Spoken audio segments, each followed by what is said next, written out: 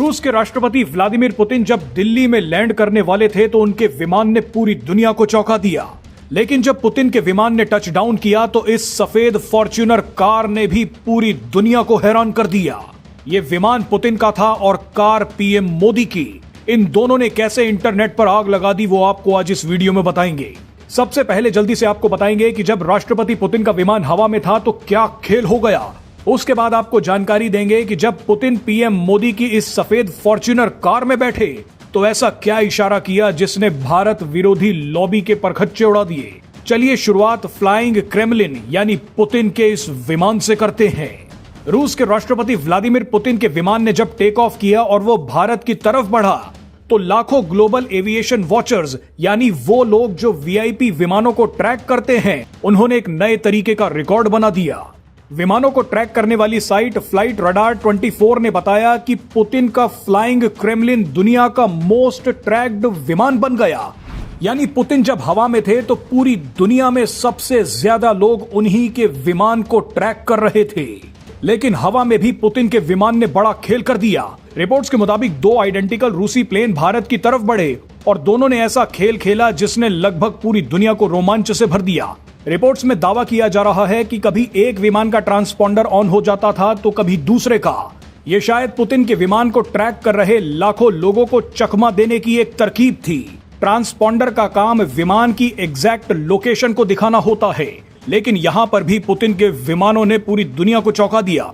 इस स्ट्रेटेजी का मकसद दुनिया की नजर से रूसी राष्ट्रपति को छिपाना है, क्योंकि पुतिन दुनिया के मोस्ट प्रोटेक्टेड लीडर्स में से एक हैं। रूसी एजेंसियां ये हमेशा सुनिश्चित करना चाहती हैं कि उस प्लेन की पहचान पब्लिक या दुश्मन ना कर पाए जिसमें रूसी राष्ट्रपति व्लादिमीर पुतिन मौजूद हैं। बहरहाल पुतिन का विमान दिल्ली में उतर गया, लेकिन दिल्ली में पहले से ही खड़ी इस सफेद फॉर्च्यूनर ने तहलका मचा दिया। चीन में पुतिन ने पीएम मोदी को अपने साथ राइड दी थी तो इस बार बारी पीएम मोदी की थी। प्रधानमंत्री नरेंद्र मोदी प्रोटोकॉल तोड़कर रूसी राष्ट्रपति व्लादिमीर पुतिन की अगवानी करने के लिए सबसे पहले तो एयरपोर्ट पहुंचे। उसके बाद पीएम मोदी ने इस सफेद फॉर्च्यूनर कार में पुतिन को अपने साथ बैठाया और एयरपोर्ट से निकल गए। पीएम मोदी और पुतिन अपनी पारंपरिक बख्तरबंद गाड़ियों को छोड़कर सफेद फॉर्च्यूनर में क्यों बैठे, इसके कई मायने निकाले जा रहे हैं। हो सकता है कि दोनों नेताओं ने सुरक्षा के साथ साथ एक बहुत बड़ा संदेश भी दिया है। दरअसल हाल फिलहाल में भारत के खिलाफ एक झूठ फैलाया गया कि भारत सुरक्षित देश नहीं है, इसीलिए इजराइल के प्रधानमंत्री बेंजामिन नेतन्याहू को अपनी यात्रा को टालना पड़ गया।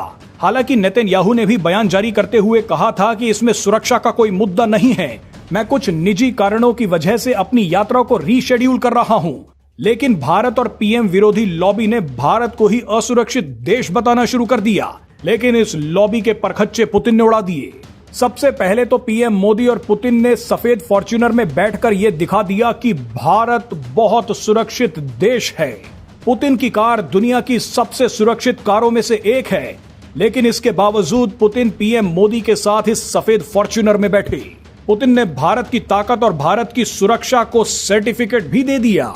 पुतिन ने इस गाड़ी में बैठकर दिखा दिया कि भारत कितना सुरक्षित देश है। वैसे एक्सपर्ट्स ने एक और कारण बताया है जिसकी वजह से पुतिन सफेद फॉर्च्यूनर में बैठे। दरअसल पुतिन ने पश्चिमी देशों को एक मैसेज दिया है कि मैं उनके देश में बनी गाड़ियों में नहीं बैठूंगा। फॉर्च्यूनर कार को बनाने वाली कंपनी भले ही जापान की हो, लेकिन अब ये गाड़ियां भारत में बनती हैं। यूक्रेन युद्ध के बाद से अमेरिका समेत यूरोपीय देशों ने रूस पर भारी प्रतिबंध लगा दिए। इस युद्ध में रूस के खिलाफ ये देश यूक्रेन को हथियार और आर्थिक मदद देते रहे।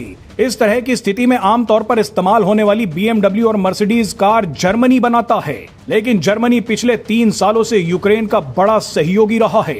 ऐसे में हो सकता है कि पुतिन ने जर्मन कारों में बैठने से मना कर दिया हो।